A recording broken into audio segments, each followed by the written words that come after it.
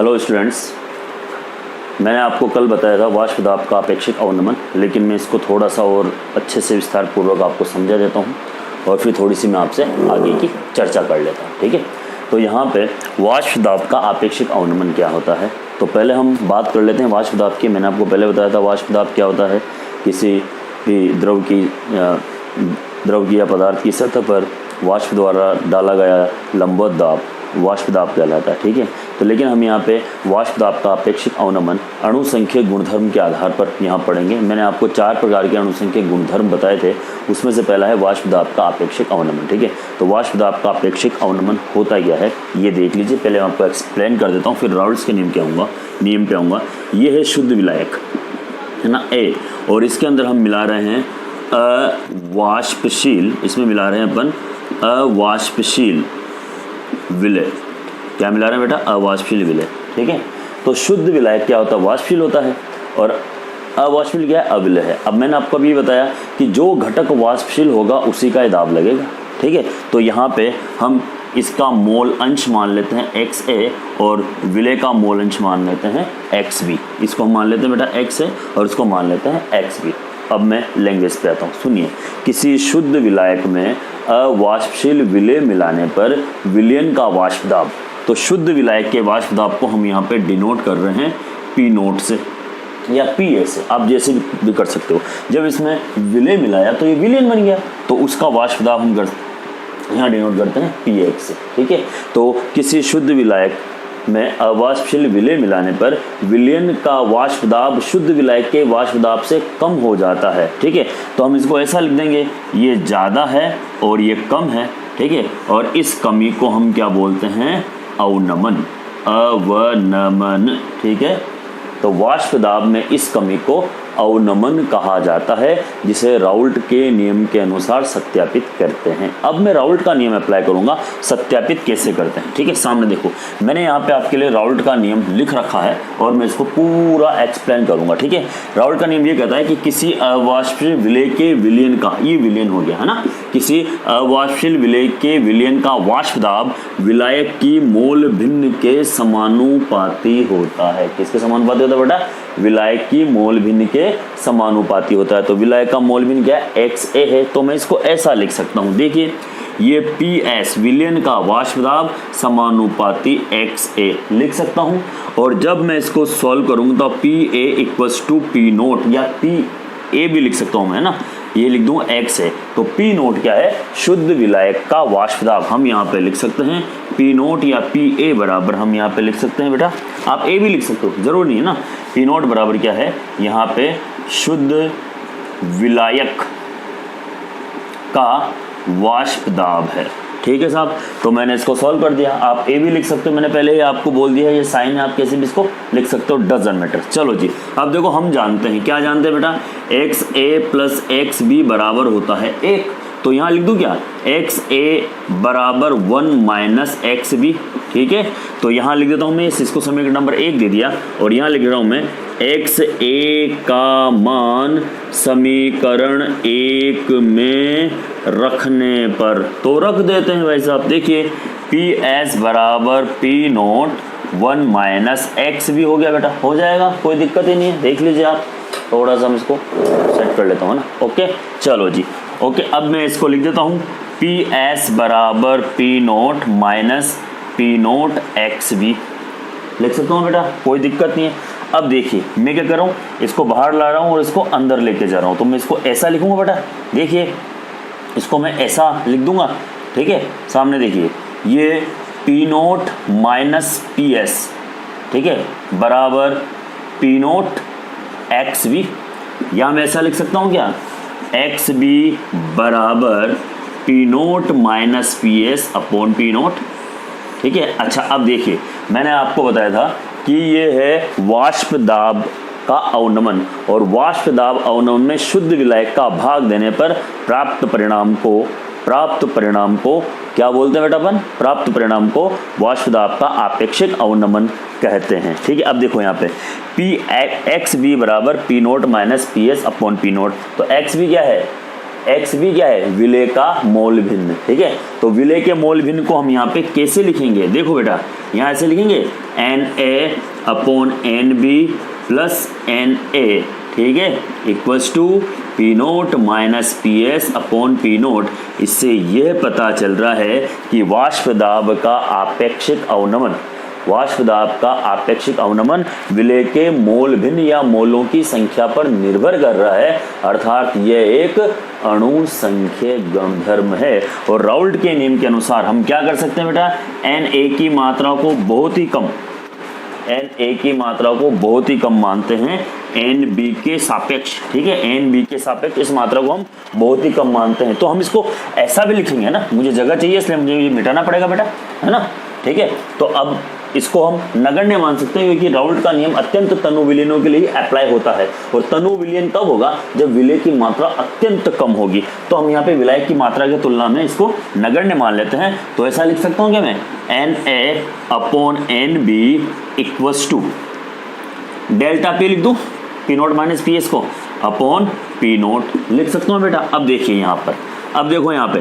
Na को हम कैसे लिखते हैं, Na विलय के मोलों की संख्या बराबर विलय का भार और यहाँ विलय का अणुभार, मतलब विलायक मान रहे हैं, विलायक का भार था, विलायक का अणुभार, ठीक है। सॉरी मैंने यहाँ पे x भी था तो मुझे b लिखना था ना, क्योंकि हम मैंने यहाँ विलय, जो विलय है उसको माना है b और विलायक को माना a, है ना, इसलिए थोड़ा सा यहाँ पे ध्यान रखेंगे अपन, ठीक है। और यहाँ भी ये विलायक और ये विलय, ओके। अब इसको हम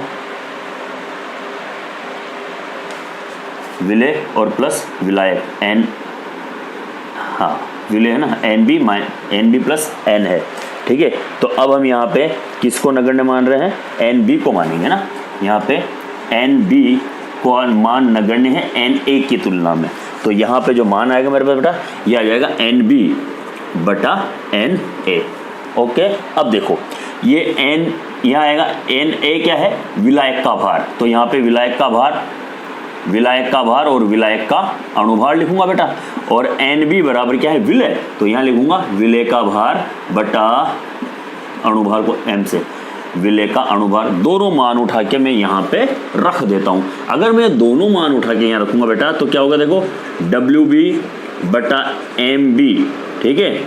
और ये ऊपर जाएगा तो क्या आएगा बेटा, ये देखो, ये यहाँ पे क्या जाएगा, ये ऊपर आ जाएगा मेरे पास Ma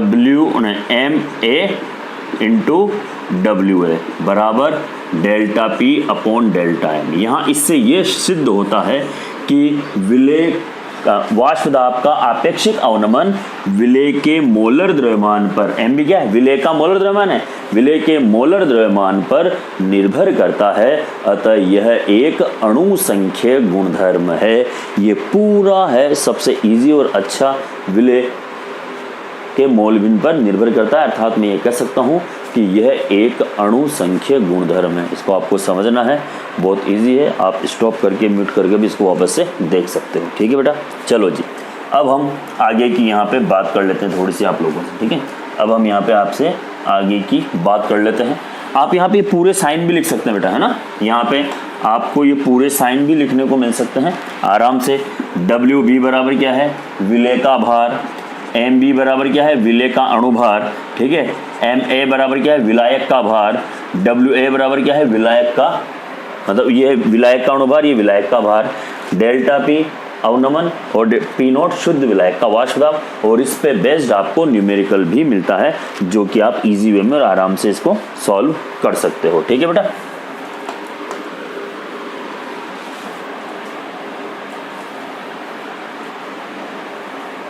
चलो जी, अब हम यहाँ पे आगे की बात करेंगे आप लोगों से, ठीक है। आगे का जो मेरा टॉपिक है वो है क्वथनांक उन्नयन, ठीक है, क्वथनांक उन्नयन, एवोल्यूशन इन बॉइलिंग पॉइंट, ठीक है। टॉपिक है क्वथनांक उन्नयन, एवोल्यूशन, ठीक है। उन्नयन क्या होता है, उन्नयन का मतलब होता है बढ़ना, वृद्धि करना, ठीक है, बढ़ना और वृद्धि करना ये है। तो हम जो शब्द लिखाते हैं मैं पहले उसको समझा देता हूँ ताकि आप थोड़ी सी बातों को समझ जाए, ठीक है। देखिए उन्नयन क्या है, उन्नयन माना बढ़ना। माना कि एक शुद्ध विलायक है साहब, और मैंने अभी भी कहा था कि जो शुद्ध विलायक होगा, ठीक है, शुद्ध विलायक होगा वो वाष्पशील है, ठीक है, वाष्पशील है तो इसका वाष्प दाब भी क्या होगा बेटा, ज़्यादा होगा। मैं इसके वाष्प दाब को पी नोट से डिनोट कर देता हूँ, ठीक है, किससे डिनोट किया मैंने इसको, पी नोट से, है ना, वाष्प दाब को। अब जब ये वाष्पशील है, ठीक है, तो जल्दी उबलेगा, मतलब टेम्परेचर कम लगेगा, समझना, उन क्वेथनांक की बात करूँगा इसी से ही मैं रिलेटेड। तो अब क्या होगा, ये जल्दी उबलेगा, जल्दी उबलेगा तो तापमान कम देना पड़ेगा। अब मैं इसके अंदर मिला रहा हूँ बेटा अवाष्पशील, क्या मिला रहा हूँ, अवाष्पशील विलय। अब अवाष्पशील विलय मिलाऊंगा तो इसकी वाष्प कम बनेगी, कम बनेगी तो अब इसको ज्यादा टेम्परेचर देना पड़ेगा, है ना। अब देखो, जब ये केवल विलायक था तो सपोज करो 80 डिग्री सेल्सियस पर ये उबल जाता था, गर्म हो जाता था, लेकिन जब मैंने अवाष्पशील विलय मिला दिया तो ये विलयन बन गया, विलयन बन गया। तो सपोज करो अब ये 100 डिग्री सेल्सियस पर गर्म हो रहा है, तो पहले तो 80 पे हो रहा था, अब किस पे हो रहा है, 100 पे हो रहा है, तो टेम्परेचर बढ़ गया, इसको बढ़ गया ना, तो इसे बोलते हैं उन्नयन, ठीक है। तो यहाँ पे ये जो वृद्धि हुई है 20 की, है ना, इसे क्या हम बोलेंगे, क्या, उन्नयन बोलेंगे। और इन्हीं को हम लैंग्वेज में लिखते हैं और समझाते हैं। किसी शुद्ध विलायक में अवाष्पशील विलय मिलाने पर, किसी शुद्ध विलायक में अवाष्पशील विलय मिलाने पर विलयन का वाष्प दाब शुद्ध विलयन का क्वथनांक शुद्ध विलायक के क्वथनांक से बढ़ जाता है, अर्थात इसको अधिक तापमान पर गर्म करना पड़ता है। क्वथनांक में इस वृद्धि को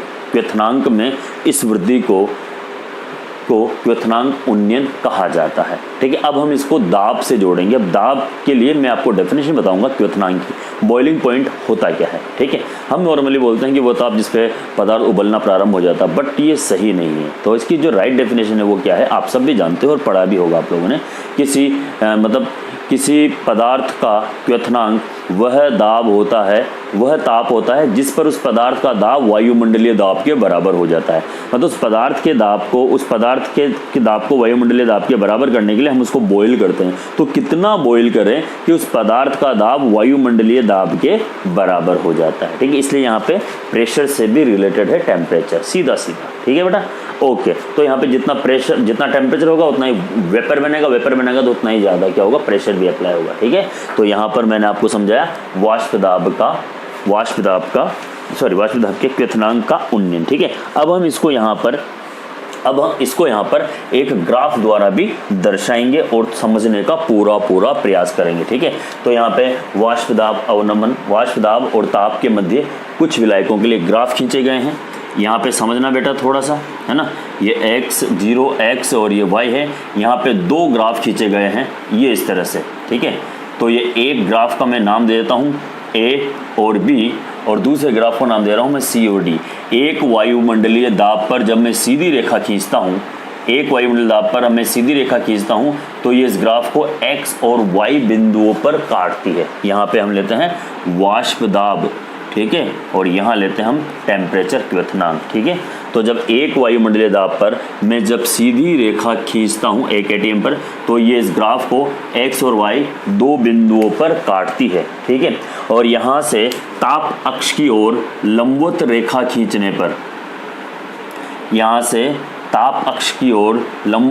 खींचने पर हमें यहाँ पे इनके क्वथनांक प्राप्त होते हैं। ये जो ग्राफ था ये तो था शुद्ध विलायक का, ठीक है, और ये ग्राफ था किसका, विलयन का, ठीक है। तो यहाँ पे जो ये आता है इसे टीबी नोड बोलते हैं और इसे बोलते हैं टीबी होता है टीबी होता है विलायक का क्वथनांक। किसका है बेटा, ये विलायक का क्वथनांक। और टीबी नोड होता है ये है विलयन का क्वथनांक, है ना, ये विलयन का क्वथनांक, और टीबी नोट है शुद्ध विलायक का क्वथनांक। तो क्वथनांक में उन्नयन डेल्टा टीबी बराबर, देखो टीबी माइनस टीबी नोट, इस तरह से हम निकालते हैं। क्वथनांक में जो उन्नयन है वो किस तरह से निकालेंगे, टीबी बराबर टीबी माइनस टीबी नोट। अब मैं वापस से आपको एक बार और एक्सप्लेन कर देता हूँ। ये सारी की सारी चीज़ें, है ना, इसको समझना बहुत ही आवश्यक है, ठीक है। सामने देखो बेटा, यहाँ पे शुद्ध विलायक और विलयन के मध्य वाष्प दाब वो ताप ग्राफ खींचे गए हैं, वक्र खींचे गए हैं जो आपके सामने हैं। ठीक है, ये है वाष्प दाब और यहाँ पे हम ये लेते हैं टेम्परेचर। ठीक है, दो ग्राफ है मेरे पास, दो कर्व हैं ए और बी, एक ये है शुद्ध विलायक के लिए और एक है सी और ये डी जो है ये जो है विलयन के लिए।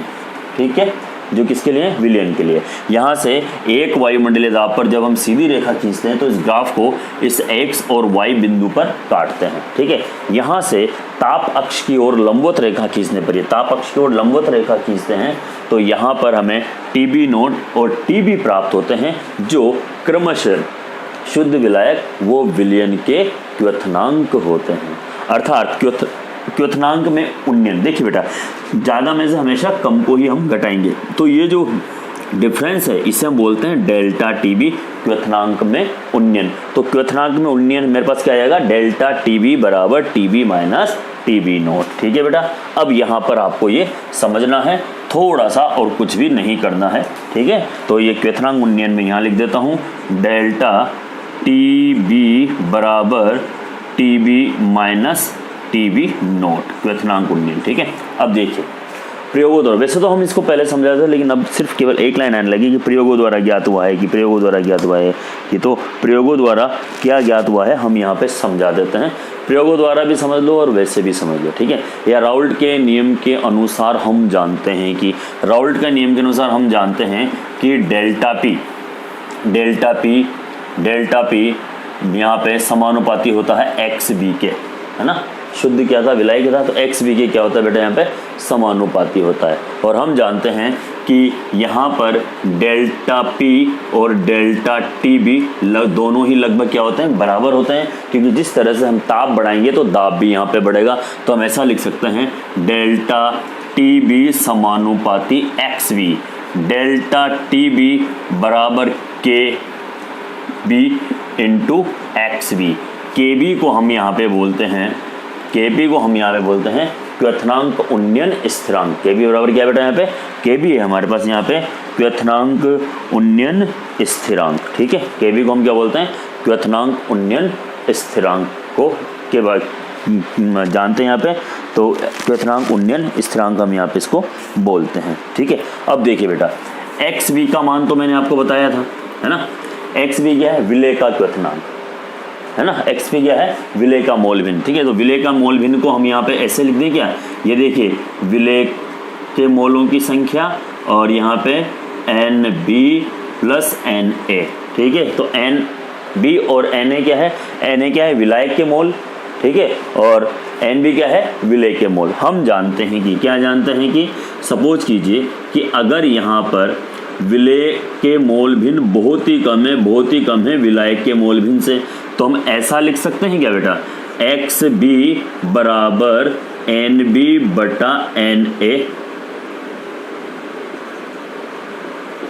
ये विलय। ठीक है, लिख सकते हैं। तो मेरे पास क्या मान आ जाएगा? देखिए बेटा, मेरे पास मान आ जाएगा डेल्टा टी बी बराबर K B into N B बटा एन ए। ओके, आ जाएगा। अब देखो एन बी क्या है बेटा? एन बी है मेरे पास यहाँ पर, एन बी क्या है? विलय के मोल भिन्न। तो हम विलय के मोल भिन्न को इस तरह से तो लिख सकते हैं ना, विलय के मोल भिन्न एन बी बराबर, तो क्या हुआ? विलय का भार बटा विलय का अणुभार। एन ए क्या है? विलायक के मोल भिन्न। तो हम इसको ऐसा लिख सकते हैं बेटा, विलायक का भार बटा विलायक का अणुभार। दोनों मान उठा के रख देते हैं, तो डेल्टा टी बी बराबर के इंटू, है ना, के इंटू ऐसा लिखेंगे बेटा, W B upon M B, ये ऊपर जाएगा तो M A into W B लिख सकता हूँ क्या? कोई प्रॉब्लम तो है नहीं इसके अंदर, है? लिख सकता हूँ ना, इसमें कोई भी प्रॉब्लम नहीं है। ठीक है, अब देखो यहाँ पर क्या होता है ना, ये सारी चीज़ें आ गई। यहाँ पे के लिख दिया, तो अब उस के यहाँ पे हम क्या है, यहाँ पे के ही लिखेंगे बेटा। फिर यहाँ पे अब आगे चेंज करेंगे। हम जानते हैं के इंटू एम ए को नया स्थिरांक बोल सकते हैं के बी, तो डेल्टा टी बी बराबर K B into W B M B into into WA। इस सूत्र द्वारा हम कह सकते हैं कि क्वथनांक उन्नयन विलेय के मोलर द्रव्यमान पर निर्भर करता है, अतः यह एक अणु संख्य गुणधर्म है। हम इस चीज़ को एक्सप्लेन कर सकते हैं और समझ भी सकते हैं।